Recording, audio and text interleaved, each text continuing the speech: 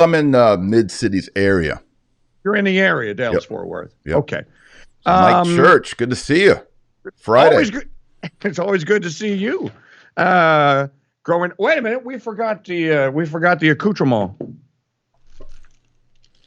You know, we were jostling about this on the Twitter yesterday about smoking cigars while we were doing this, and I'll just show you if you're watching. I got a Fuente black and a Fuente green. There you go. Now these are grown and regular, right?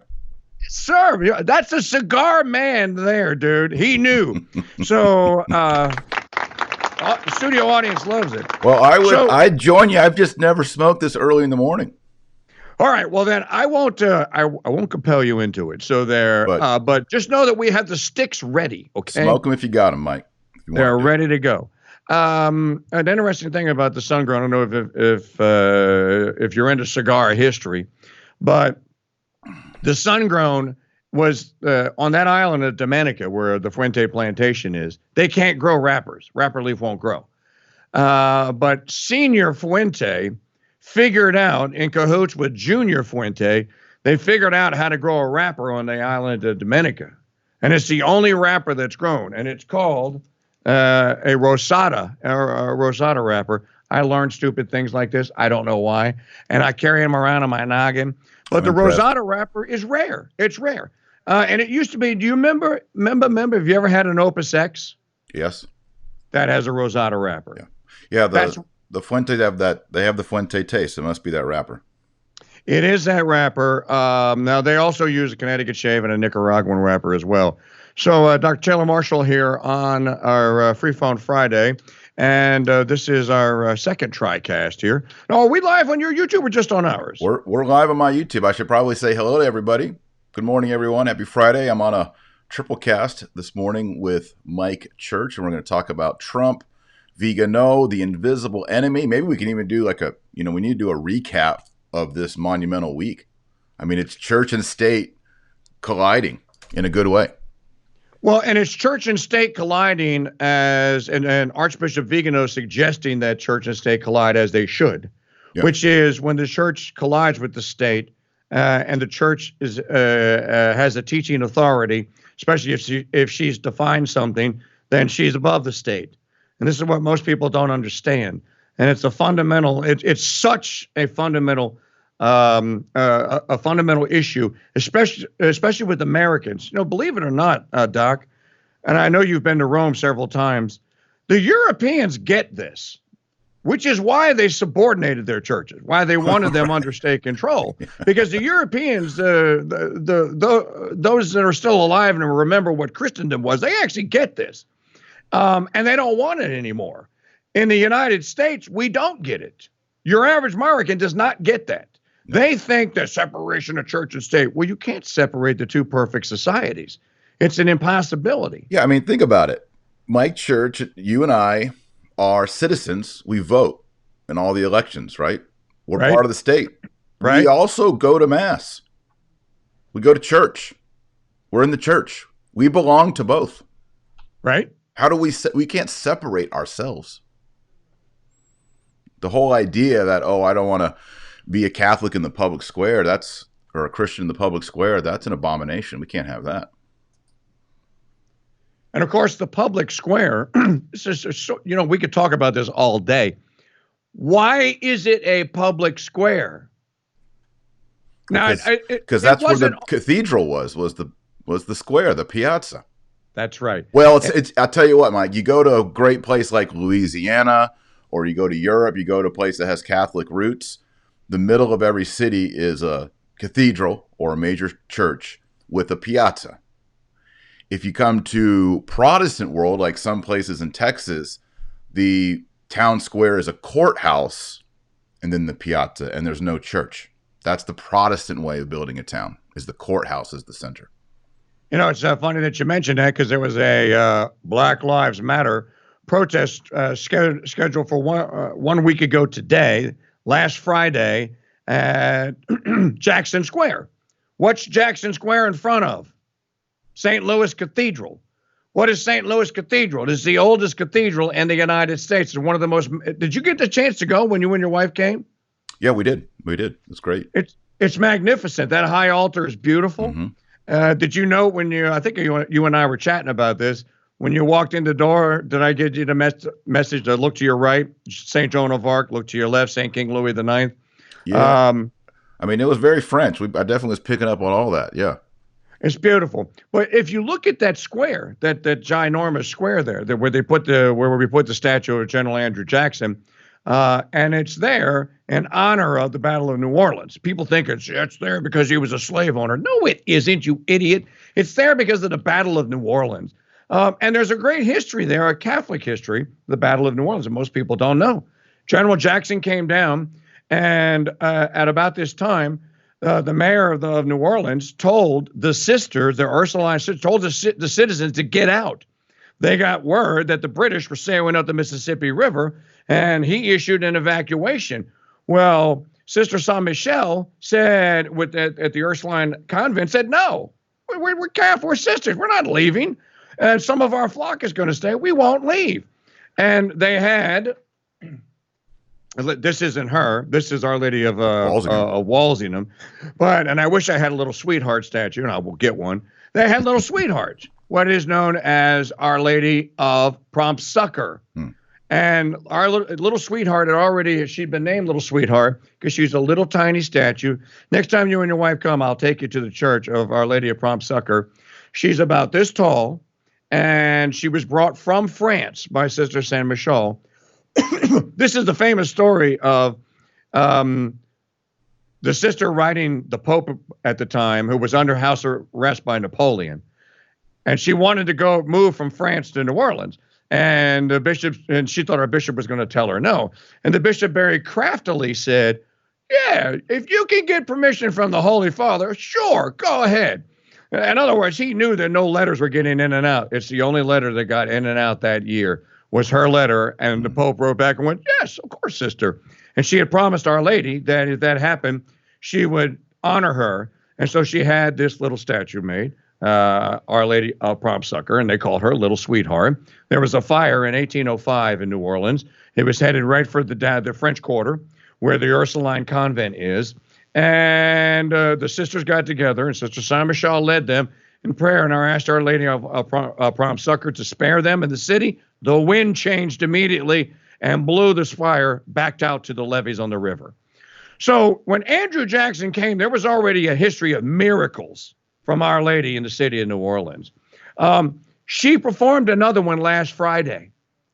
No one is reporting this, Taylor. The Lieutenant Governor of Louisiana, Billy Nungesser, my friend Colonel Rob Maness, who ran for the U.S. Senate here a couple of times, and I were agitating and were pleading with the city, with the mayor, and with the chief of police, lock up Jackson Square. They were tipped off that Antifa was going to burn the city down, right?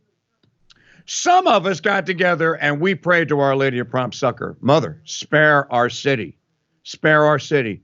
At the 11th hour, isn't that how she always works? At the 11th hour, 2 hours before the permit protest was to start, the New Orleans Police Department issued a statement saying, rules have changed. You're not allowed to come in Jackson Square. We're locking it up. Another little Our Lady of Prompt Succor intervening on the city of New Orleans, the cradle of Catholicism in the Mississippi River Valley, as it used to be known. And no one's reporting this because we don't believe in miracles anymore. So all right. So Mike, are you going to light that cigar? I'm going to talk about Trump and Viganò. Let's talk about Trump and Viganò. Could I have a Lancero? No, one of the Lancero. The Lancero. Yeah, I'm going with the Lancero. Let's talk about Trump. Sophisticated. Now, this is, if you're watching, this is our dear friend Matt Gaspers, a regular guest of yours. Yep. Matt's got a great intro to the Viganò letter. I know that you read it. I'll show you this on the YouTube as well. And Matt's prelude to that's mine. That's an El Rey du Corona Lancero, ladies and gentlemen. Matt's intro sets up what's about to happen with Archbishop Viganò. I didn't get a chance to watch your last show on it, but you got 300,000 views, so you must have said something really, really important. Can you give my listeners and your listeners and your viewers a recap of what your take on the Viganò letter was? Yeah, two big items. The first, I think everybody caught on, and that is Viganò is telling President Trump, Trump, that there's an infiltration in America, in your own party, and to a certain extent in your own administration. There's an infiltration, but there's also an infiltration in the spiritual realm. And so this is kind of a moment where there's a spiritual leader. I don't know if there's anything like this in the history of the United States, where an archbishop gives a warning to the president, and the president not only receives it, but then tweets it, endorses it to millions and millions and millions of people. So, 70 million. Yeah, I mean, it's a great moment for Catholicism, but even better, Mike, is a great moment for people like you and me who are traditional Catholics. He's not retweeting Cardinal Supich or Cardinal Tobin. He is retweeting one of our guys. So it's a great, great moment. Now, the other thing that the reason that video went to over 300,000 is that Archbishop Viganò, in the letter, a little bit over halfway down, he warned the Pope, and he used a Latin phrase, a Latin inscription, Solve et coagula. Now, a lot of people just went over that. I don't know if this is true, but when Glenn Beck read the letter, he just skipped that part. He probably didn't know what the Latin was or how to pronounce it, so he just skipped it. But this term, Solve et coagula, is an alchemy term. It's an occultist term. It's Latin for solve, which is where we get the word dissolve, to break apart. Coagula is where we get the word coagulate or congeal. Congeal. So in ancient occultism, which is all based on the myth and the lie of alchemy, because, Satan, he wanted to take his own angelic nature and elevate it to become a god. So it's the myth of taking something lower like lead and turning it into gold. Alchemy. Alchemy, yes, which is Satanism. It's taking nature and trying to make it divine. So in alchemy, there's this principle, but also there's the famous drawing sketch of Baphomet. Do you know what I'm talking about, Baphomet? Absolutely. I know Baphomet with the horns, the whole shebang. Yeah, he's androgynous. He has women's breasts. He has a phallus with serpents going around it. He has a goat head, pentagram on his head. He has fire on his head to mock the apostles on Pentecost, the moon. But the key to it is on his arms. People probably have never looked closely. On his right arm, he has a tattoo. It says Solve. And on his left arm, he has a tattoo that says Coagula.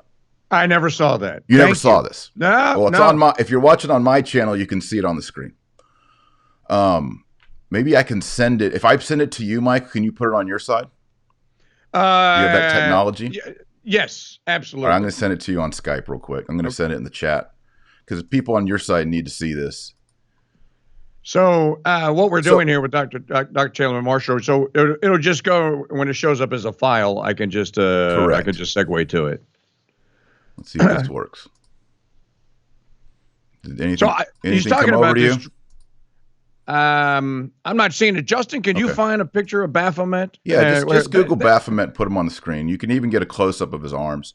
So what's going on here is Viganò is tipping off the president.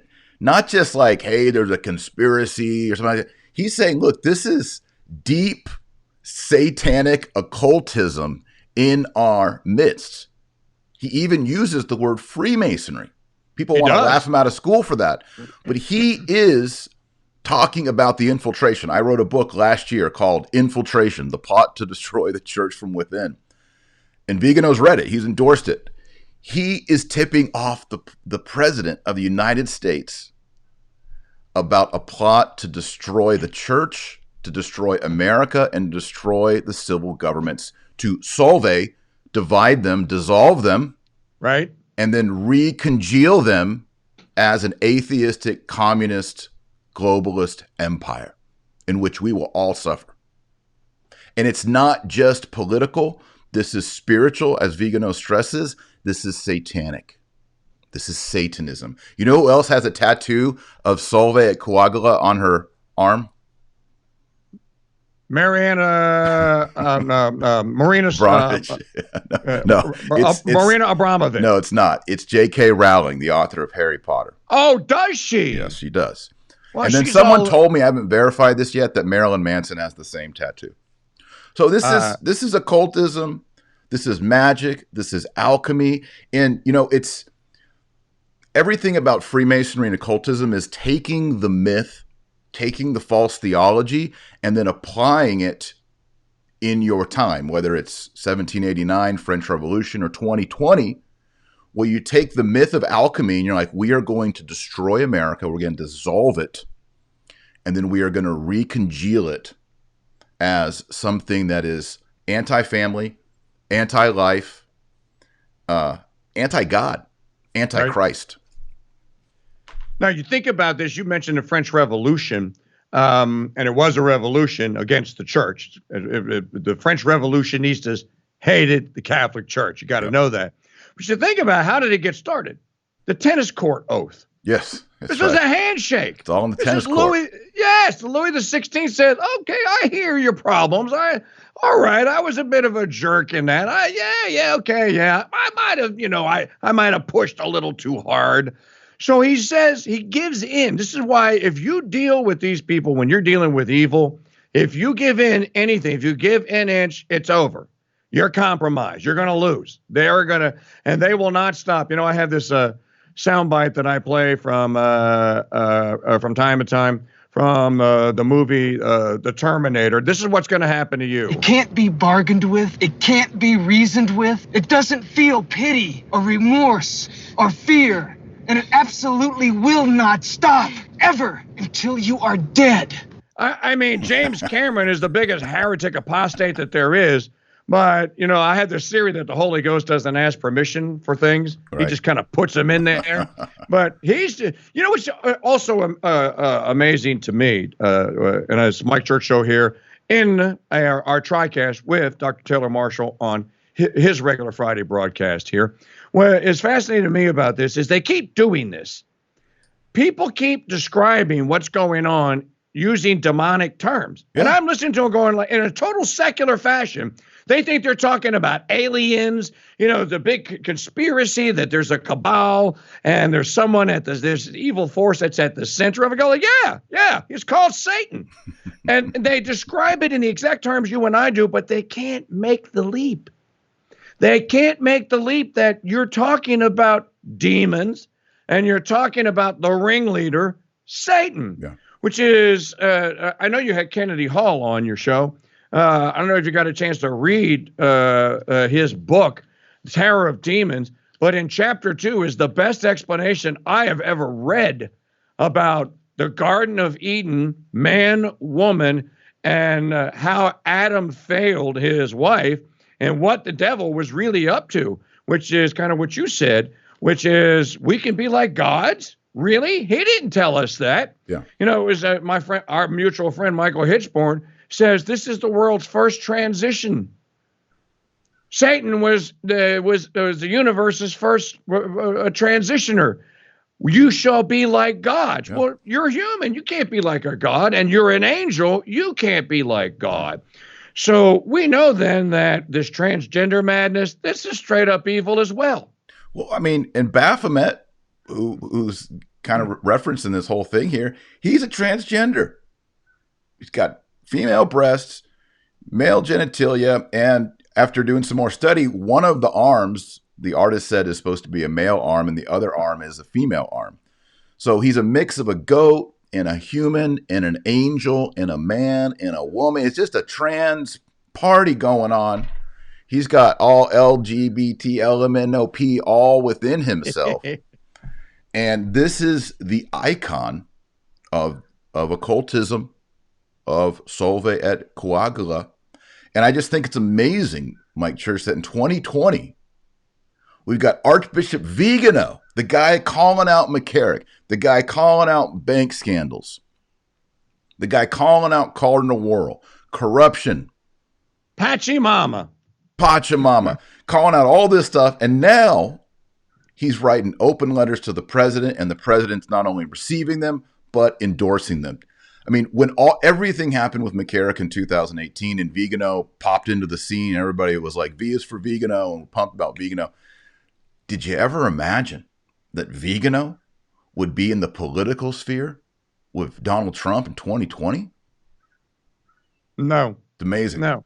It's I amazing. never imagined that a Catholic outside of Melania Trump would be in the political sphere with Donald Trump. And I think this is the fascinating thing. I don't know about you, but when I see FLOTUS, First Lady of the United States, by the way, totally unconstitutional term, don't use it. When I see Mrs. Trump, no titles of nobility, okay? No, I'm not opposed to them being a fan of Isabella and Ferdinand and monarchy, but the Constitution says what it says. What if we just use we didn't say First Lady, we just use like Italian, or we did prima donna or something like that. Prima donna. You're the prima donna.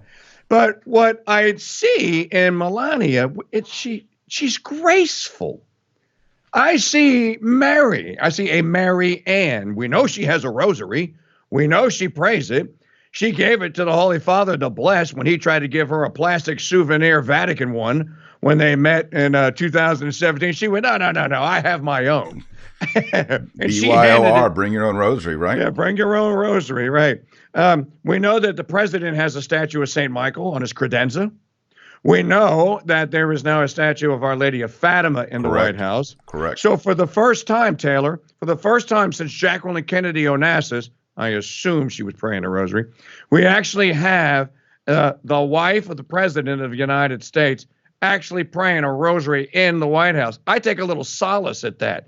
Do I think that she's telling the president to do, Catholic things? Well, I'm sure he gets some advice from her, but it doesn't matter to me because there's a grace.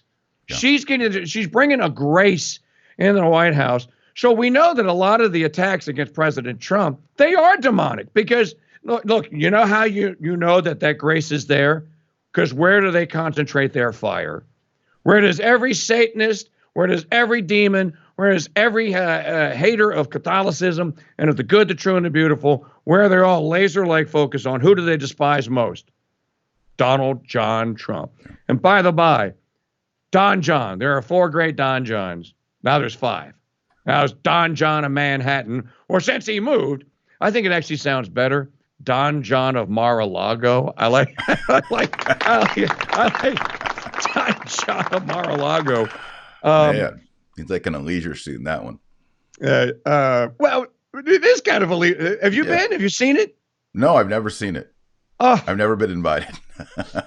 Well, I haven't been invited, actually. I kind of drove past it once. It is stunning. Mm. It's stunning. It's so beautiful. But you know what? It's typical Trump, though. There's not a 40-foot tall wall with razor wire around the top. It looks like you could. No, it looks like you could just walk right in.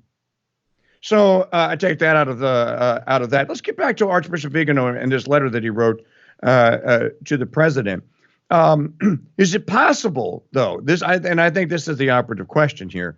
Is it possible that Viganò, with all the graces he seems to have these days, and with his almost his Saint Athanasius-like appearance now, amidst all of this tumult and apostasy and things that we see coming from other Catholics, is it possible that he actually, maybe it's been revealed to him, that he actually thinks that President Trump is probably as Catholic as anyone else that has power in the world, and that he thinks that good things can actually come from him? Or why else would he write the letter? Well, let me tap the brakes on that. I think we need to be very careful and not say, well, Trump's a crypto-Catholic and he's a Catholic. I don't know. I mean, not everything on his platform. Mean that he's a crypto-Catholic. I think that he appears as he's as Catholic as you're going to get in this world. Well, boy, I'm still praying for a Louis the Ninth. Tap the bake. I'm still praying for a Louis the Ninth, great French monarch. I got a video, great French monarch. I'm hoping out for a great French monarch. Maybe he'll come out of New Orleans. Maybe the great French monarch will come from New Orleans. I think what's going on here is when you read the Old Testament and you read the New Testament, what do you see? God, do the great uh, revolutions in piety and great spiritual awakenings in ancient Israel happened through the high priest and their excellent preaching? No. No. It comes from the peripheral. That's something I know that Francis likes to say, but it's in this case, it's actually true. He chooses the Judith. He chooses the Esther. I can see, in the way you're talking here, Melania is that kind of figure. He chooses the Daniel. He chooses people who you wouldn't. He chooses Peter. So these are the people that God chooses, and great, spiritual things happen, and renewals and conversions and repentance, and the Cyrus and the Constantine and the Clovis and the Charlemagne, and you just go through history, and it's the unusual suspects that God chooses. And I think we're in a case right now. Do I think that Trump could and will become Catholic before his death? I think that's probably highly likely. I think he has an affinity for the Catholic Church, and he sees its magnificence and its order, because he's a man of efficiency and order. Yes, he is. And so I think he sees all that, and so he has deep respect for it. The problem for him in converting to the Catholic faith is that the Pope is a communist, and his cardinals that he's appointing are communists, and the clergy, well, not the clergy, the hierarchy, the bishops of the United States of America and the Catholic Church are almost to a man, minus a few, count them on one hand, liberal, pro-socialist. They're apathetic about pro-life issues. They are apathetic about defending traditional natural marriage. They're apathetic to all these things. So I think Trump looks around like, he's a businessman. He's like, you Catholic bishops and you Pope, you say that you're selling Coca-Cola, but out of your car, you're selling Pepsi. You're horrible businessmen. Your branding and your marketing are all confused and messed up. So he looks at it as he sees through the mind of the man that wrote The Art of the Deal. Correct. And he goes like, what is it? I'm a Trump fanboy from way back. I bought the book when it came out in 1987. Wow. I thought I went through my stuff. I thought I still had the copy, the original first printing. In any event, one of the chapters in the book, one of the things he says is stuck with me. He goes like, if you go to sell, he goes, most of what business is common sense, and people don't get this. He goes, I went to Wharton Business School. I don't use hardly anything that I got in Wharton Business School. I went because my dad wanted me to. He goes, what I use in business is what my father taught me, what Fred taught me. And he goes, most business is common sense. For example, say you have a used car, your car you're driving, and you want to sell it as a used car. Do you park it in front of your house or on the lot, all dirty, covered with dirt? Some kid went on there, wash me with his finger in the dust on the windshield.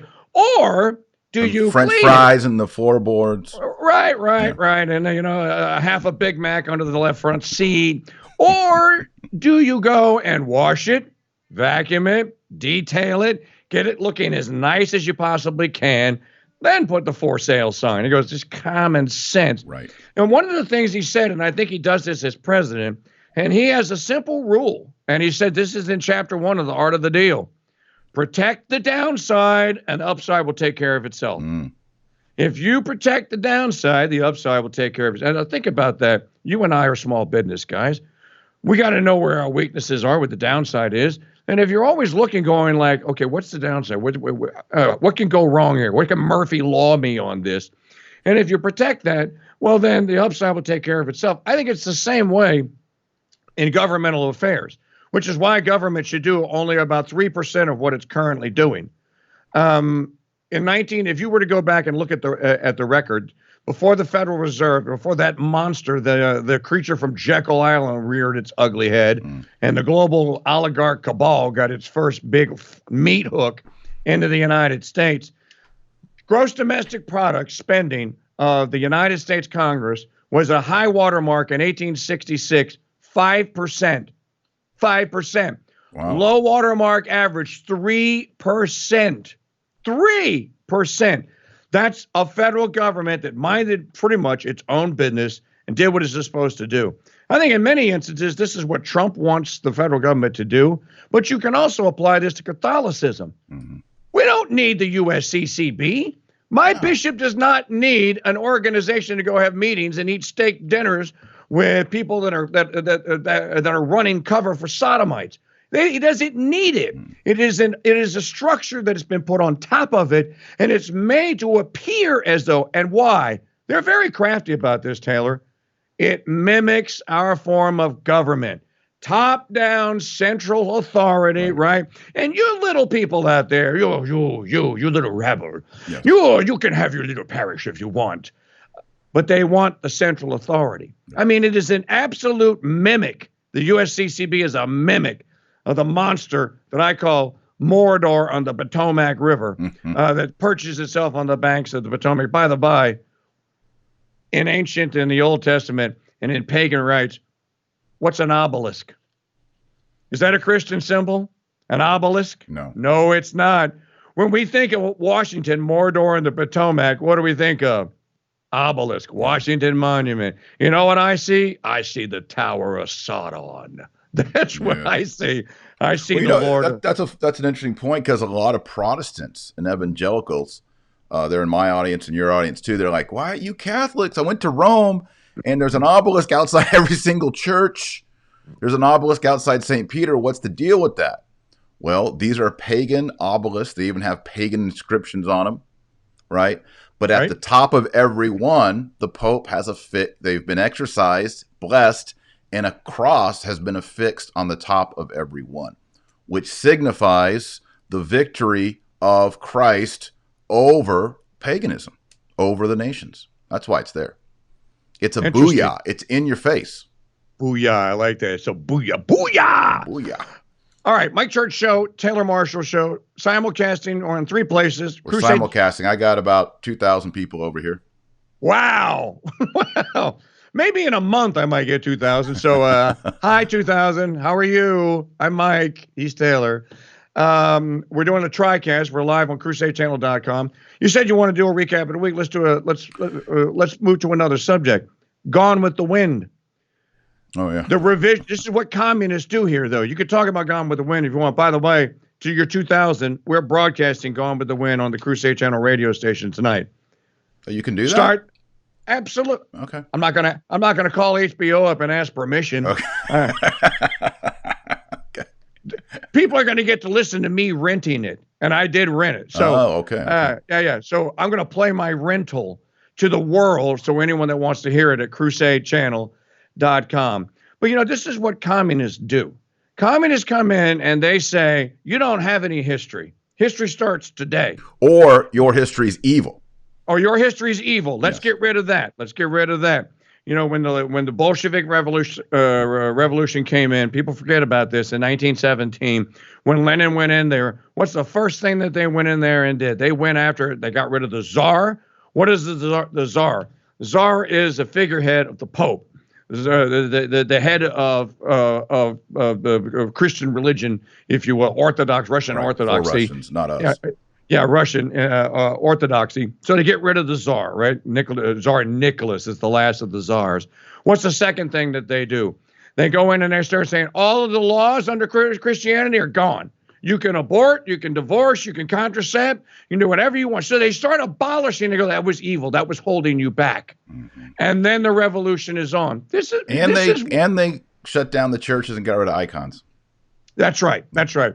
So then you have iconoclasm, right? You have a great iconoclasm here. Then we have to replace things. So now we have to say, and this is what Black Lives Matters is doing, is trying to do. This is what Antifa is trying to do. Then you have these things that are happening. Let's change the names, or let's just totally get rid of them. So then you have St. Petersburg is changed to Leningrad.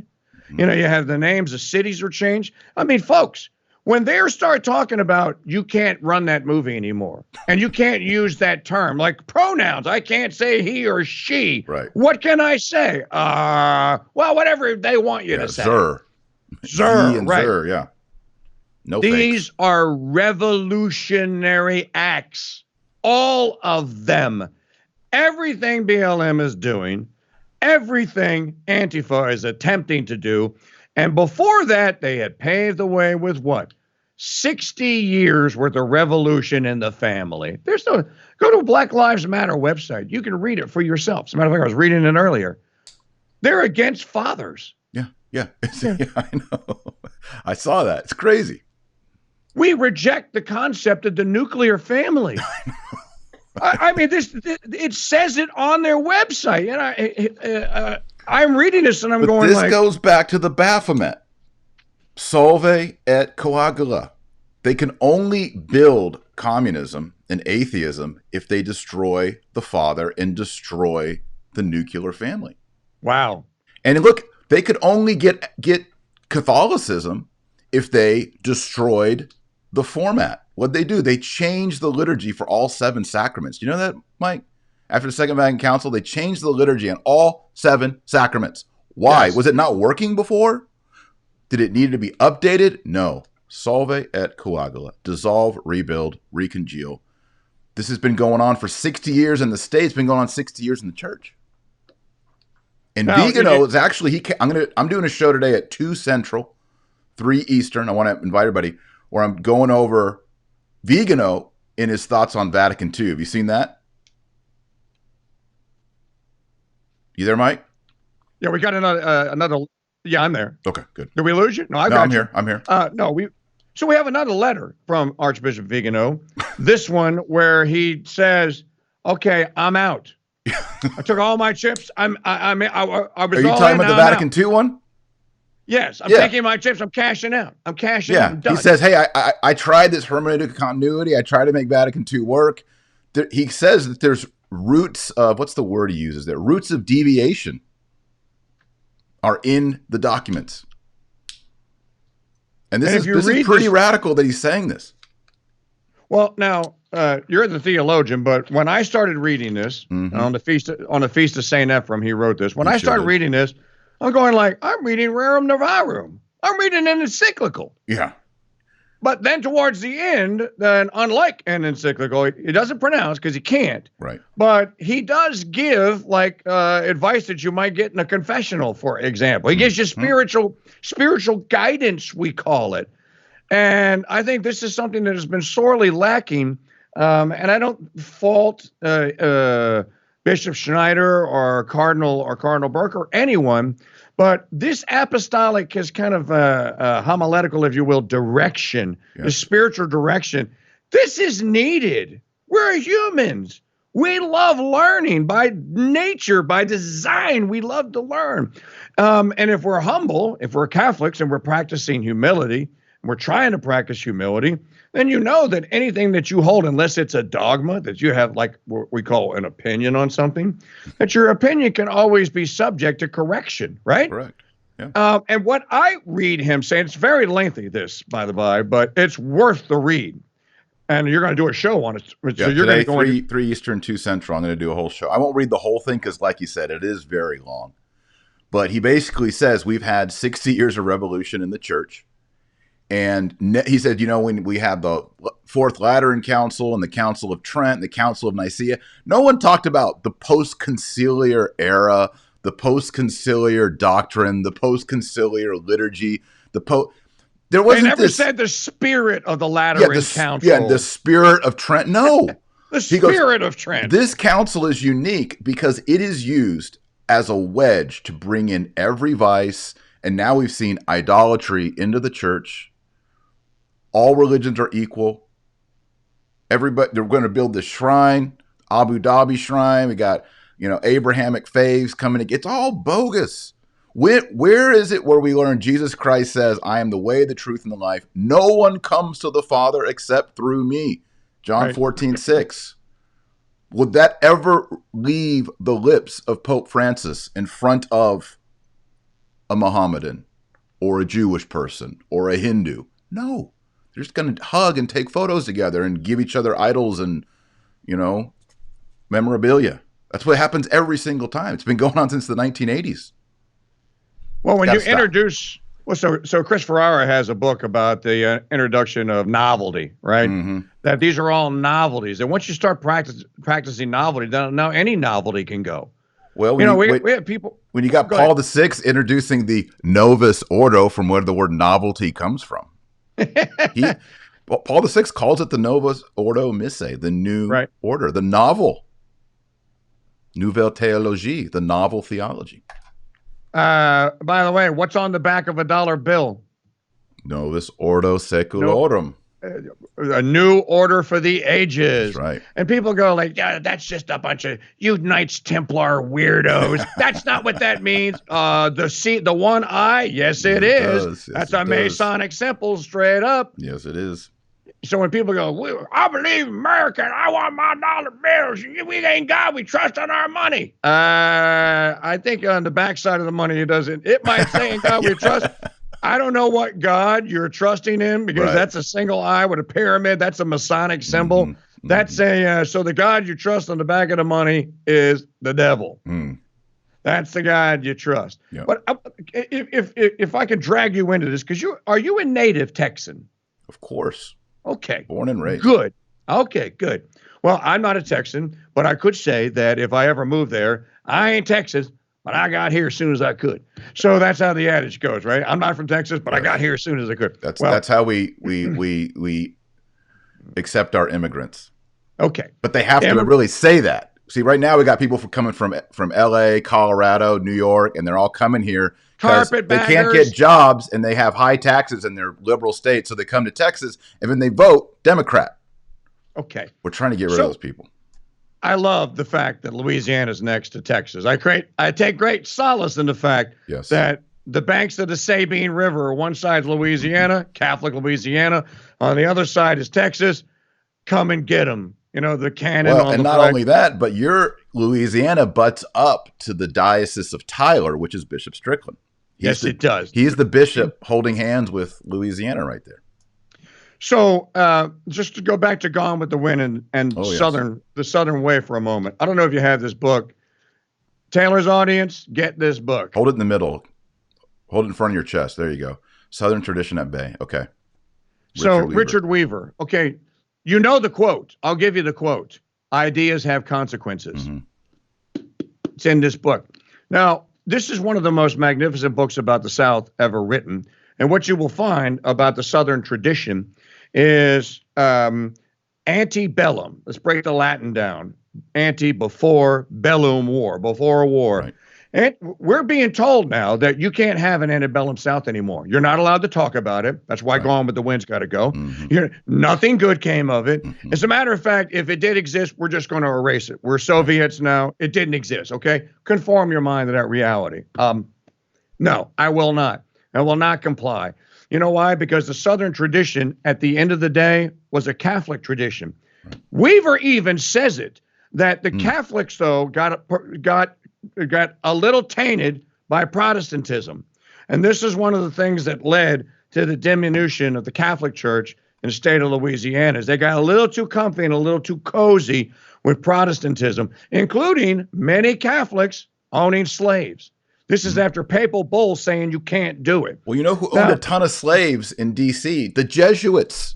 Yes. Georgetown almost went bankrupt. And guess how they bailed themselves out and kept Georgetown alive? They sold their slaves. So now this is talk about a hermeneutic of continuity. Hermeneutic that. Give me some continuity on that. My point is this. You're a Texan. I'm a Louisianan. We got Alabamians listening and watching. Mm-hmm. We got Mississippians. We got Oklahomans. We got Arkansans. Florida. Corpus Christi. There is a mass on the Feast of Corpus Christi. Florida is named the flower of the New World. Flora, the flower. Did you know that if you live in Florida, folks, you live in a Catholic state? Yeah. St. Augustine, the oldest city in the United States, named for one of the greatest saints, a doctor of the church, St. Augustine, Florida. Our Southern tradition, is my point, is Catholic. And I will not disown it. I will not denounce it. And if you think that you can make me do it, I got an AR-15 and some rounds that says you can't. Come and try it. This is what we have to say as men. No more of this mealy-mouthed garbage. Well, I see they have a point. No, they don't have a point. You're misinformed. By the by, the antebellum South provided cotton, flaxseed, soybean, peanuts, sugar, corn, tobacco. We provided the agriculture that the carpetbagging Yankee, the abolitionists, were consuming.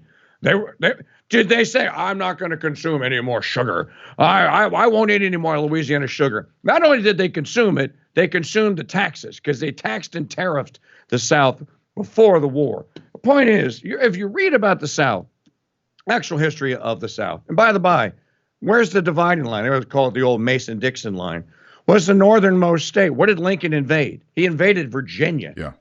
The Old Dominion. Now, it never was a Catholic colony. It was principally Anglican, but there were Catholics there. But the Old Dominion was that state that stood in between Lincoln and the rest of the southern states. And when Virginia decided, when it declared that it was going to go ahead and secede, it only did so because General Meade had already crossed from D.C. into northern Virginia and was assembling on the banks of the Rappahannock River. Now, I say all this as prelude. Get ready, folks. Get ready. If these lunatics, if by some miracle they're actually able to defeat Trump, we're going to wake up in a brand new world on January the 21st, 2021. You don't want that to happen. But even if Trump wins, look at what they're doing, and they don't stop. They take an inch, they keep it. They're coming. If you're working for a Fortune 500 company, and you know that you know what Black Lives Matter stands for, and you say, "Well, I'm not doing that," they're going to make you do it. Yeah. And if they find out that you don't do it, you're gone. You're gone. You are terminated. LGBT. All of it. Yeah. So as Southern men, it's what we got to do. And you're already doing it. You have, what do you call your republic inside the Republic of Texas? The Republic what is of it Texas. called? No. Marshallandia, Marshallfornia. The Casa Marshall. Casa Marshall. Well, I call mine Kinglandia. All right. Oh, okay. Okay. In Kinglandia, I'm with Dr. G.C. Dillsaver. I am the king. I am the bishop, and I am the philosopher. Mm-hmm. We have autonomy here in our house.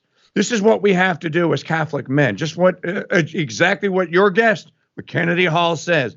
Men got to start being men. You got to lead your household, and you got to treat that household like it's your country. That's your first country. Make free trade deals with the Marshalls. Yep. Make free trade deals with the Simpsons. Make free trade deals. Find men of like mind, because there's going to come a point in time very soon, my friends, where you're going to want to know who your friends are, the ones that you can actually rely on in solidarity, and who your enemies are, because everyone else is going to become an enemy because they will give in. Yeah, they're going to come after us. This is something that we need to learn. Catholics used to do this, Mike. We used to have communities, neighborhoods. We used to hire each other. We used to intermarry, and there were these great dynastic Catholic families, and that's all been shattered and broken since the 1960s. Catholic men, we have to work together and hire each other. Go to New York and go to the Jewish neighborhoods. They all work and hire each other. Go to Utah. What do the Mormons do? Hire each other. They all work and hire and contract each other, and they build up a community where they all believe the same and can push forward their vision for the world. What do we Catholics do? Nothing. We need to do this. And I'm telling you, like you said, people are going to, if you're in these corporate jobs, I have friends that are in these corporate jobs they're corporate lawyers or whatever, and they have to do these stupid projects like, okay, it's diversity month, pick one of these causes and decorate your office. It's ridiculous. How does that have anything to do with practicing law for a corporation? They are trying to push their agenda. The people at the top have already bought in, and they don't want to give any financial blessing to people who disagree with them. And if you're one of those people that has to decorate your office, then your boss comes in and he goes, "All right, that's it, you're done." What? You don't like my rebel flag? You told me, you told me to pick one. I did Eastern iconography. Icons all over here. It's diverse. You know? Yeah, I got one for you that you can use out there, guys. If you're actually if you're watching, you're wondering, well, what I do? Just pick old ancient Quebec. Take the Carillon de Sacre Coeur and hang it up. And you're like, hey, babe, I am all about French Canadian culture. Mm-hmm. And that is the flag of French Canadian Catholic. Don't tell them that. French Canadian Catholic culture. The Carillon de Sacre Coeur. It's a beautiful flag to begin with. As a matter of fact, we sell them in our store. So to your point, and you're right. Now, some people would say that's nepotism. That's not nepotism. Nepotism comes from nepa. It's either the Greek or Latin word for nephew. Nephew. Mm-hmm. So the king would get his nephew to do something. Right. Or usually actually there was an office in the Catholic Church up until 1800s, 1900s called the cardinal nephew. See? He was literally the nephew of the Pope because the Pope couldn't have a son. Some of them may have, but he couldn't have a son. So he needed someone who he knew amongst the cardinals would never betray him, his own blood. And so he was allowed to appoint one of his nephews as cardinal nephew. That's where we get nepotism from. Now, I just offer a few suggestions on how you can start doing this if you're listening or watching at home. Mike Church Show, Taylor Marshall Show, CrusadeChannel.com, Taylor's YouTube page. Couple small things that you can do. Number one, Amazon is the enemy. Now, I understand it's almost impossible to avoid buying something from Amazon because they bought out so many things, and it's very difficult to actually buy around them. Well, one of the things that you can do, find a product that you like, and you go like, oh, I'm going to get it from Amazon. Don't do that. Try and find the actual product guy, the maker of the product, and see if you can buy it from him. Well, no, you have a publisher. I know because I'm a self-publisher. When I sell to Amazon, I don't even want to tell you what the discount I have to give them is to get my books in their store. They are ruthless. They would put people like me out of business. If I had to rely on them, I quit. There's no way I could do it. Find who actually manufactures the product. Another thing, buy local, man. If you got a farmer that's selling farm fresh eggs, buy them from him. If you know a farmer that's growing produce, you got a farmer's market, shop locally. Get to know these people. You're going to need this. You're buying food from 1,000 miles away. Number one, it's not good for you. Number two, they had to put all kind of crap in it to freeze it and truck it to you. So, just these little things that we can do to get back to what my friend Brother Andre Marie calls the sensus catholicus, that we see all of our life through the lens of our Catholic faith. And if you start thinking about it, you'll start looking at things differently. You're like, oh, I can't believe I've been doing this. Well, I need to stop doing that. Yes. And once you start looking through and for the sensus catholicus, it starts to dawn on you. And when you start doing these things, they're not as difficult as they're made out to be. It's not that hard to avoid buying from evil people. Don't give clicks and hits to people that are evil. Just don't do it. You got a website you're going to? Go to Taylor's instead. Go to mine. Well, this is the whole. We got to buy and contract with each other. So if you're a business owner and one of your Catholic buddies says, "Yeah, my son, he's still in the faith. He's coming home from college. He's looking for jobs," you should say, "Give me your card. I want to talk to him. Maybe I can hire that young man." You need to focus and help build it, because that young man probably has eyes for a young lady and would start a family and start having children and doing something noble, but he needs income. So we need to help one another and build a community just like the Mormons do in Utah and just like the Jewish communities do in New York. They build this whole society. And we know that this works. Here in New Orleans, we have what's called the Irish Channel. It's a neighborhood filled with Irish people.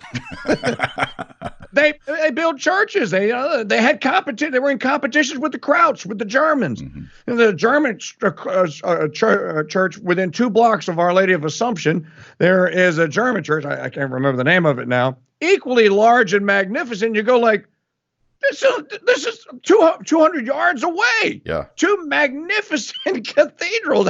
How Germans, their neighborhood. Irish, their neighborhood. Look at the city of Boston. You had an Irish enclave there.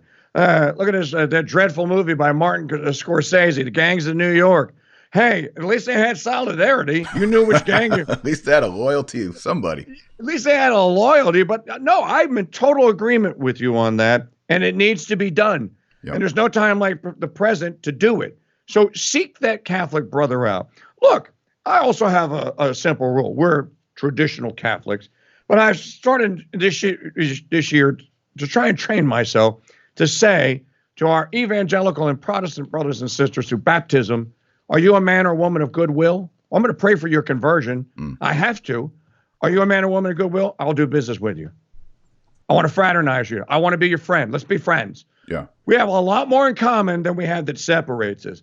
We got to stop this victimizing and demonizing. Well, you don't practice. Well, you know what? At one time, I didn't either. Someone reached their hand out to me. Our lady grabbed me by the back of the head and said, "Hey, knucklehead, you're not mine. You're not my slave. You need to be." We're all, even cradle Catholics, growing up in this culture, we were all at one point in time not the Catholics we're trying to be today. Well, say that about a Baptist or a Methodist or an Episcopalian, a high Episcopalian, or an Anglican, or someone that's just well, I go to a non-denominational. Are you a man or woman of goodwill? Okay, let's be friends. Let's talk. Got a lot more in common than we have that divides us. And to tell you the truth, in many instances when it comes to issues like creationism and abortion and homosexual marriages and what have you, many Protestants are, they are rock solid. They don't move. They do not move. Well, the stats and the polls is the evangelicals score more consistently when it comes to pro-life, pro-traditional natural marriage, and those social issues.